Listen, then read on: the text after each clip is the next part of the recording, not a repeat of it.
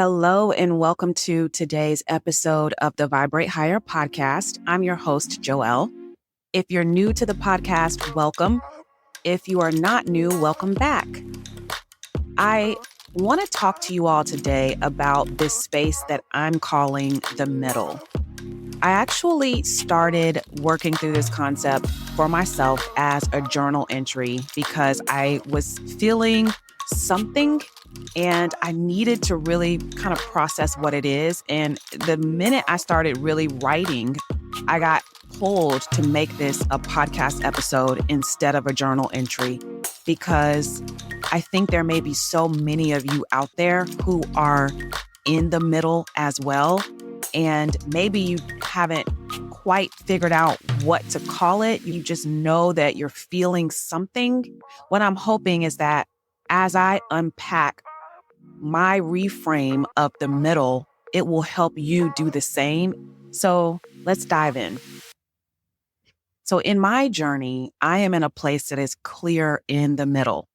It's that spot between your old self and your next level self, between starting a business from scratch and it being scaled and at its full glory. It's that space where you shed enough of your old self to realize that you're different, but you're not quite at the next level version of you yet, who can look back at all of this and kind of toast themselves in celebration of this glorious, beautiful mountaintop that you scaled. If you're not quite there, you're in the middle. And when I look at how I feel, I don't feel stuck. I know what stuck feels like. I spent years feeling stuck. The middle, when you have the right perspective, feels like progress without proof. And I call it progress because I actually feel different. All of the inner work that I preach about all the time is truly paying off.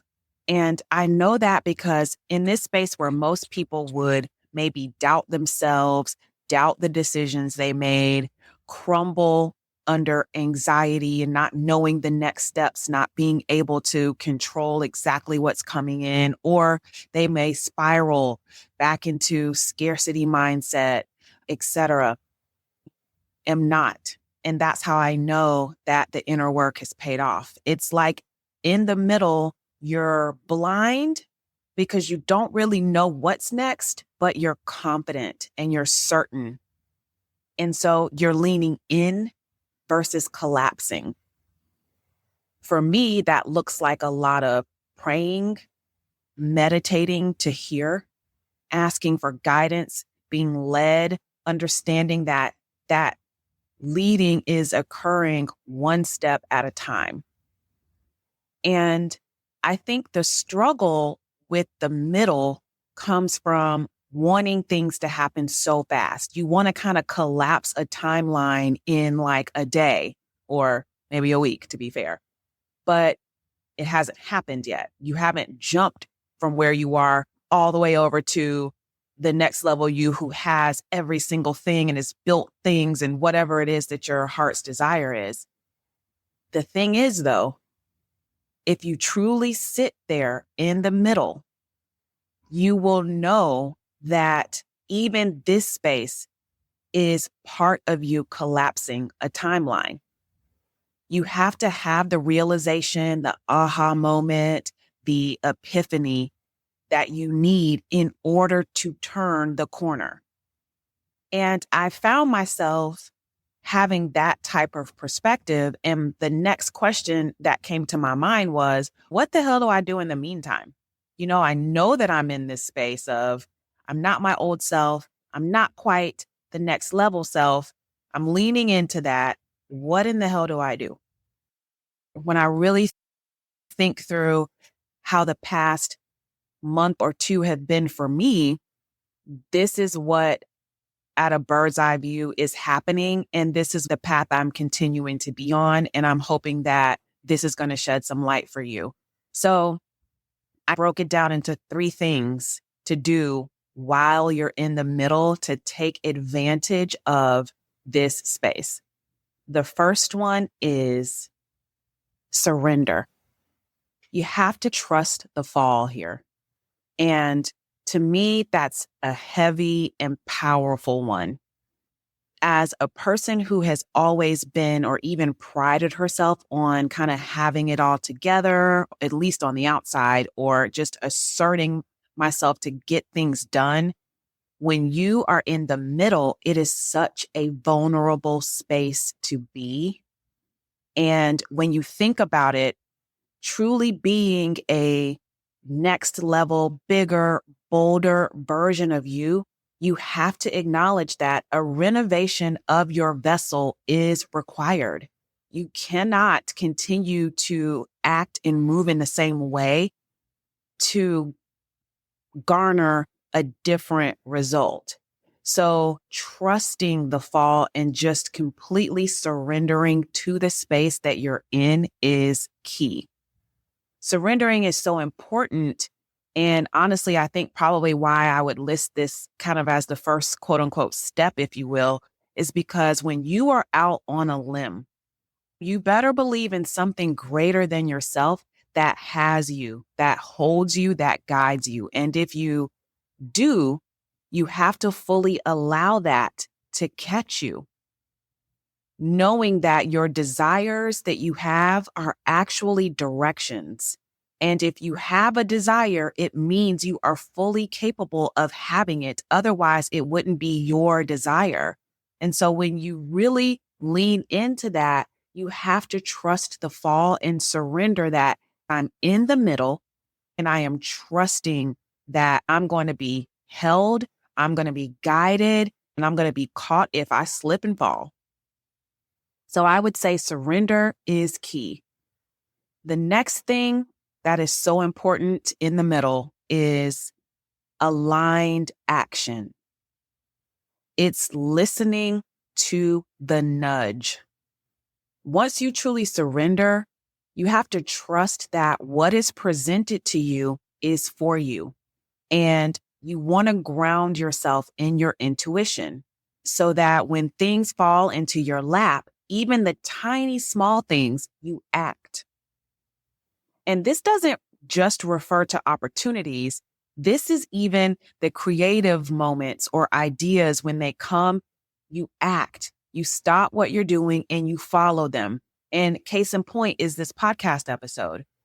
That's a nudge. I was feeling away. I pull out my journal. I'm like, let's kind of process these feelings here.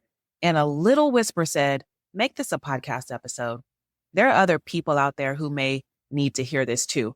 And what did I do? I acted immediately. I put my pen down. I had only written 1 or 2 sentences, and here I am recording this as a podcast episode. That is a nudge. That's aligned action. So when you're in the middle and you have surrendered and you have trusted the fall and said, hey, I am here. Once you are in that space, you have to then understand that whatever comes is for you, and you take the action when you feel the pull to do it. The third thing I recommend doing to really take advantage of your middle is to get out of the way. Let go of the wheel. Get out of the way energetically and emotionally. Once you accept that you're in the middle and you're in the delicate dance of surrendering and taking aligned action, get out of the way. Don't question, don't rush, don't overthink. Just allow, receive, and accept that everything is always working out for you. The minute you start to try to consciously control things when you're in the middle, you fall out of alignment with the divineness of the journey. So in essence, you muddy the waters because now you're pushing and pulling instead of just allowing and flowing and accepting that you are where you are. You cloud the signal. And the beauty of consciously being in the middle is to flow in it, not to try to hammer the square peg in the round hole. So to help with this, I want you to ask yourself frequently, what would my future self say about this moment? If you go back to my first podcast episode of the year, there's a lot of us on this journey of being in 2025, where we are embodying this version of ourselves that has whatever it is that we want by the end of the year. And so if we put that into perspective as we're in the middle, and if you ask yourself, what would my future self say about this moment? When that version of me that has everything that I want, when they look back on the middle, how would they handle the middle? They would lean in. It brings to mind that quote of, some people feel the rain, others just get wet. Your future self would look back on this moment and they would feel the rain. They would let the rain hit their face and, like open their arms wide and receive the rain. They would feel it, as opposed to just getting wet. You're running in for shelter. You don't want to get wet. You want to hurry up and get through the process. You don't want to actually feel the rain.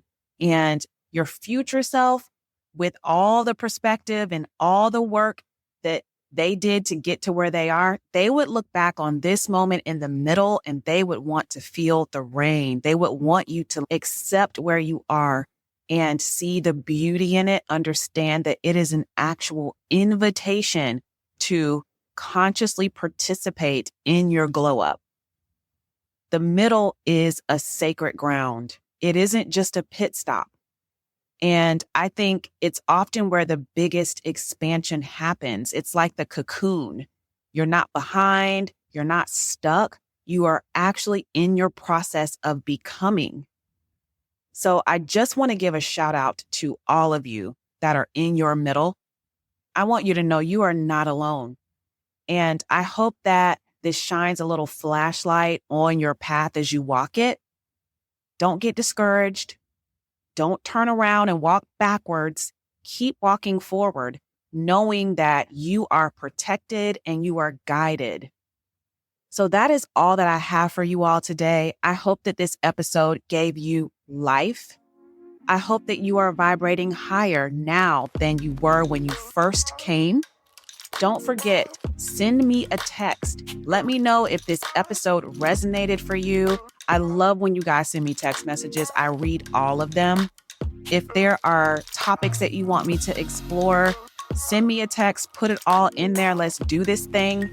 Leave me a review on my podcast. Rate the podcast. When you review it and subscribe and like the episodes, that is how my platform grows. Also, forward this episode to anyone that you feel may be in their middle and they just don't quite have a reframe or they don't know how to name where they are. Forward this to them so they can hear it, in hopes that you help them put some color to their middle for them to be able to survive in it. I love you all and I wish you love and light, and I will talk to you soon.